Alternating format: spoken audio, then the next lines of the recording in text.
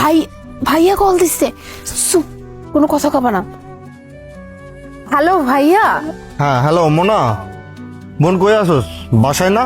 আমি তো এই তো তোদের বাসার এখানে আসছি, ভাবলাম যে বোনটার সাথে অনেকদিন দেখা নাই, দেখা করে আসি।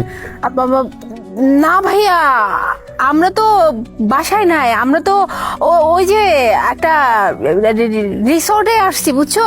ওই যে অনেকদিন ধরে আমি ওরে বলতেছিলাম যে আমার একটু ঘুরতে মন চেতেছে। পরে ওই যে গতকালকে রাতে এসে হুট করে আবার বলতেছে যে কালকে সকালে তোমার রিসোর্টে নিয়ে যাব। এই তো আমরা রিসোর্টে আছি, এখন তো বাসায় নাই ভাইয়া। তো ভাইয়া তুমি ভালো আছো তো? না ভালো না ভাই, আসলে কি বলবো, ওর কথা আসলে তোমার আর বইলে লাভ নাই। মানে আমি কোনো কথা মুখে আনবো, ওমা সেই কাজ উনি করে ফেলবে। মানে আমি কদিন ধরে বলতেছিলাম আমার ভালো লাগতেছে না কিছু না, তাইলে একটু যাই, একটু ঘুরবো ফিরবো, একটু ইচ্ছা করছে, ওমা আর দেখো রাতে এসে কইতেছে সবকিছু রেডি আর আমার রিসর্টে নিয়ে এসে। মানে ও যে কি একটা মানুষ বুঝছো না, মানে পাগল আমার লেগা। আচ্ছা, অনেক সুখে আসোস এই জন্য ভাইটারে ভুলে গেছোস, একটা বার তো ফোনও দিস না। না না ভাইয়া, তুমি এগুলা কি কথা বলতেছো? হ্যাঁ, আমি তোমারে কেন ভুলা যাব? ওই হয়েছে কি, মানে ওই ব্যস্ত আছিলাম, আর আজকে ভাবছিলাম যে আজকে তোমারে ফোন দিব, এর মধ্যে দেখো তুমি আমার ফোন দিয়ে দিলা। তো কি খাইতেছোস তোরা? এই তো ও যে কত খাবার অর্ডার করছে, তোমার আর কি বলবো না, আমার পছন্দের সব কিছু। ওই যে আমি চাউমিন পছন্দ করি, পাস্তা পছন্দ করি, বার্গার পছন্দ করি, মানে আমার পছন্দের সব খাবার অর্ডার দিয়ে বলতেছে তোমার যেটা মন চায় তুমি এটা খাও। মানে ওরা আমি বলছি যে এত খাবারের কোনো দরকার আছে, কিন্তু না, সে তো শুনবেই না। তার একটাই কথা, তোমার যা পছন্দ খাবার তুমি এখান থেকে তোমার মন মতো তুমি খাবার। আসলে পাগল না একটা, মানে কি করবো আমি ওরা বুঝাইতে পারি না যে এত মানুষ খাইতে পারে বলো। আচ্ছা কাজ কর, রিসোর্টের ঠিকানাটা দে আমারে, আমি যাই। আম, ভাইয়া আসলে তোমাকে আর একটা কথা তো বলতে ভুলেই গেছি। কি বলবো, আলিফ এত পাগল আমার জন্য। মানে এই যে খাইতে আসলাম, এখন হুট করে বলতেছে আমি কিন্তু টিকিট নিয়ে আসছি, আমরা এখন কক্সবাজার যাব। মানে এটা কোনো কথা বলো? মানে নিয়ে আসছে আমাকে একটা রিসোর্টে ভালো মন্দ খাওয়ার জন্য, এখন আবার সে বলতেছে টিকিট কাটা শেষ আর ওখানে নাকি আমার কক্সবাজার নিয়ে যাবে। তো কক্সবাজার গেলে তো ভাইয়া ওখানে তো মিনিমাম 2-3 দিন থাকা লাগবে। 2-3 দিন থাকা তারপর না হয় আসবো না, আর আইসা তো তোমার আমি ফোন দিবই। আর এমনি তো ভাইয়া তোমার লাগে অনেকদিন তো দেখা হয় না, এটা দেখতে ইচ্ছা করতেছে। তো আমরা কক্সবাজার থেকে আইসা আমি তোমার ফোন দিব না, ঠিক আছে? বুঝতে পারছি। আচ্ছা ঠিক আছে, তাহলে এনজয় কর, দোয়া রইলো। আচ্ছা ঠিক আছে ভাইয়া, অবশ্যই আমি ফোন দিব কক্সবাজার থেকে আইসা। আল্লাহ হাফেজ। রাখি। কি দরকার ছিল মিশ্রা কথা কওয়া? সত্যি কথা তো কইলেই হইতো। পান্তা ভাত খাইতেছে পেঁয়াজ মরিচ দিয়া।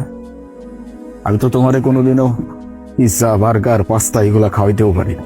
পান্তা ভাত কাঁচামরিচ নয় আমরা খাইতেছি, এর লেগে কি আমি পর মানুষে জানাবো, আমার বাইরে জানাবো? হুঁ, আমার ভাই তো জানে আমি তোমার লাগে অনেক সুখে আছি, অনেক শান্তিতে আছি। আর আমি এখন আমার ভাইরে জানাবো যে আমার স্বামী আমার পান্তা ভাত কাঁচামরিচ পেঁয়াজ এগুলি খাওয়াইতেছে। তাতে করে কি আমার স্বামী মান সম্মান নষ্ট হইব না? আর আমি থাকতে আমার স্বামী মান সম্মান আমি কোনোভাবে যাইতে দেবো না। তো মিথ্যা কথা কিছু তো কি হয়েছে, ভাইয়ের কয়েকটা মিথ্যা কথা কইছি, তাতে করে কি হয়েছে? ভাইয়াও ভাবলো এর বোনটা সুখে আছে, আর এদিকে তোমার সম্মানটাও বাঁচলো। আর আমি তো অনেক বড় মুখ করে ওই ফ্যামিলি থেকে আইছি, জালিফ আমার অনেক ভালো লাগবো। তা আমি এই বড় মুখ তো আমি ছোট হইতে দিব না। সব থেকে বড় কথা, তোমার মান আমি কোনোদিন নষ্ট হইতে দেবো না। তো এরকম মিথ্যা কথা কইলে কোনো সমস্যা নেই। তুমি আমার মান সম্মানের চিন্তা করতে পারতেছ, কিন্তু আমি তোমার দিকে কোনো খেয়ালই রাখতে পারতেছি না। মনে আমি মনে হয় তোমারে ভালো রাখতে পারি নাই, তাই না? তুমি আমার কাছে ভালো নাই। আলিফ, আমি তোমারে কোনোদিন কইছি যে আমি তোমার লাগে ভালো নাই, আমি সুখে নাই, খুশি নাই? হ্যাঁ, নাকি আমার চেহারা দেখা কোনোদিন তোমার মনে এসে যে মুনা একটু বেজার আছে? তাহলে কেন তুমি এই কথা কও? কেন নিজে থেকে সবকিছু ভাবো? এই কথা আজকের পর থেকে মাথায় আনবা না। আমি তোমার লাগে এই যে পান্তা ভাত কাঁচামরিচ যে খাইতেছি না, আমি মেলা সুখে আছি। আমার কাছে এটাই অমৃত, আমার কাছে এইটা দুনিয়ার সব থেকে সুস্বাদু খাবার হয়েছে।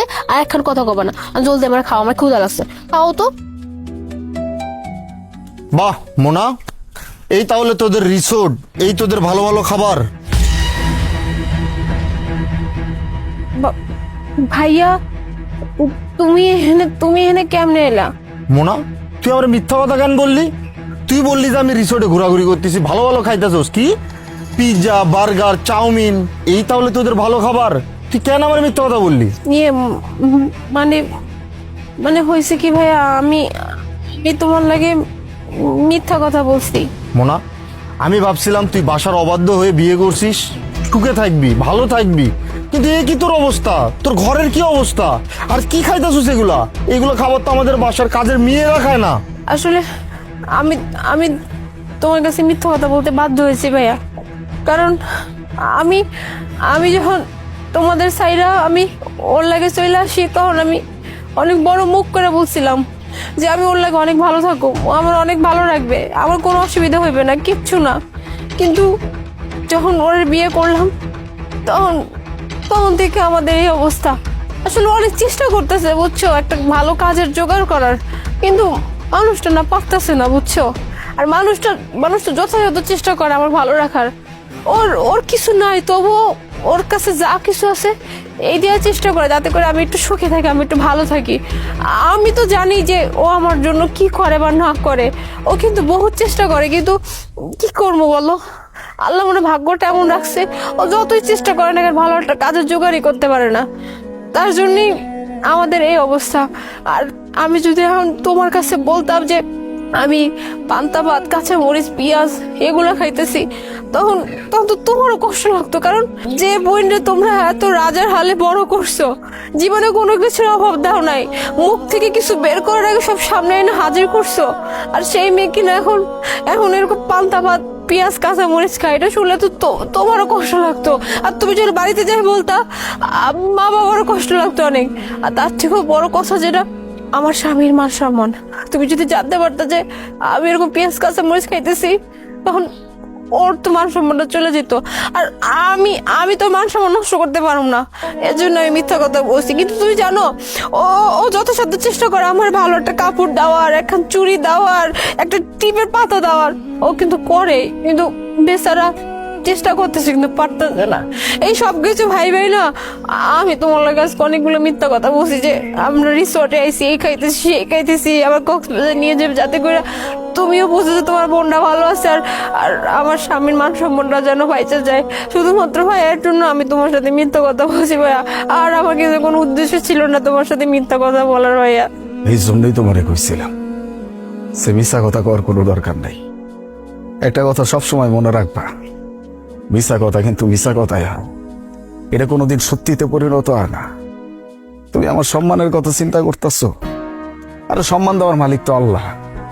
আল্লাহ যদি আমার সম্মান দেয়, তাহলে দুনিয়ার কোনো মানুষের ক্ষমতা নাই যে আমার সম্মান আমার কাছ থেকে গাইরা নিব।